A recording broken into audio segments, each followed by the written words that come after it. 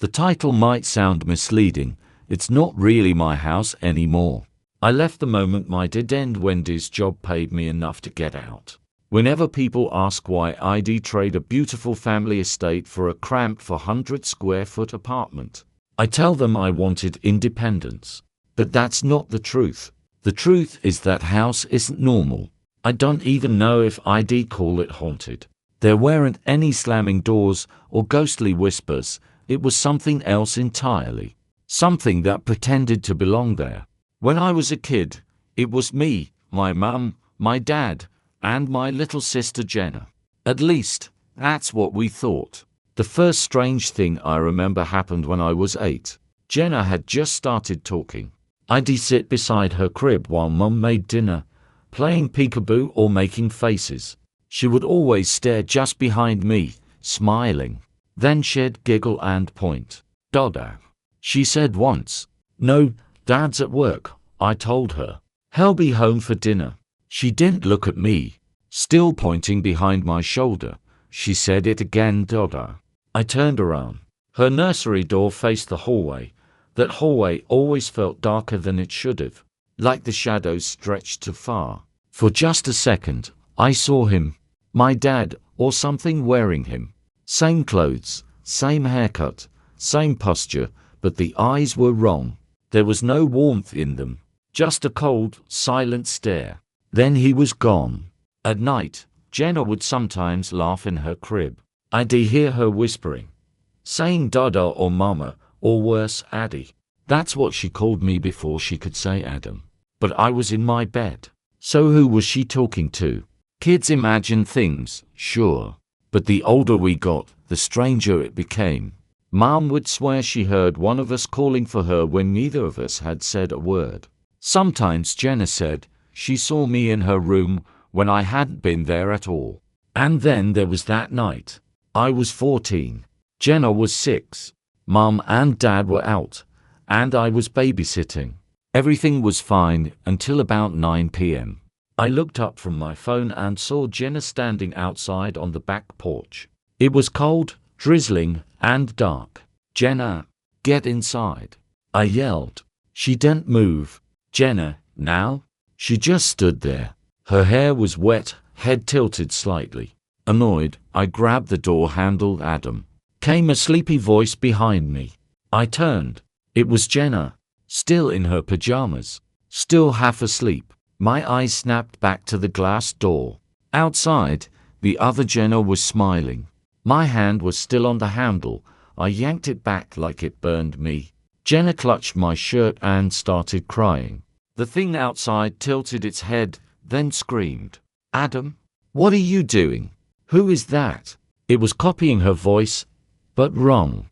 Warped, drawn out, like a record melting in fire. Its mouth opened too wide, stretching past anything human. We both screamed and fell to the floor. The glass rattled as it pounded, repeating the same words over and over, too loud to broken. Eventually, I passed out. When I woke, my parents were shaking me, panicked. We tried to explain, but they just looked at each other, pale, silent. After that, I noticed how they'd sometimes freeze when I entered a room, staring like they weren't sure it was really me. They tested for gas leaks, for mold. They sent us to therapy. Nothing explained it. When I turned 16, I found a local priest, Father Arturo. Had just moved from Mexico, spoke little English, and offered to bless our home for free if we attended his new church. My parents didn't object. When he arrived, he was friendly at first, calm, smiling. But the moment he stepped inside, everything about him changed. His face drained of color. His hands trembled. He whispered in rapid Spanish and turned back toward the door. "Wait, Father," I called after him. "What's wrong?" He grabbed my wrist, his eyes wide and terrified. "It wants to replace you," he said. And then he left. The next few years, I tried to ignore everything. I worked long hours, stayed out late, barely slept at home. I taught Jenna a secret code word, something only she and I knew, just in case something ever tried to be her again. Eventually, I earned enough to move out.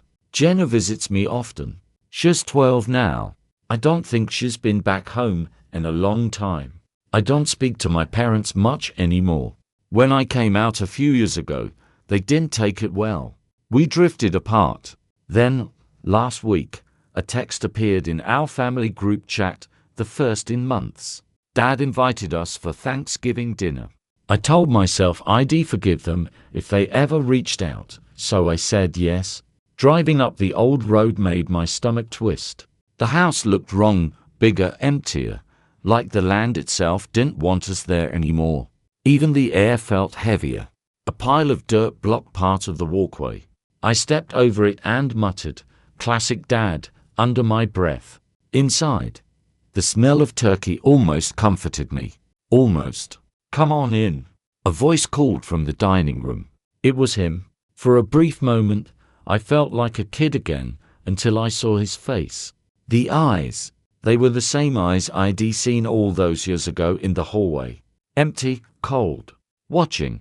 That thing was still there. Jenna and I locked eyes. No words, we just ran. I didn't look back until we reached my car. It was chasing us, crawling on all fours like an animal. I hit the gas.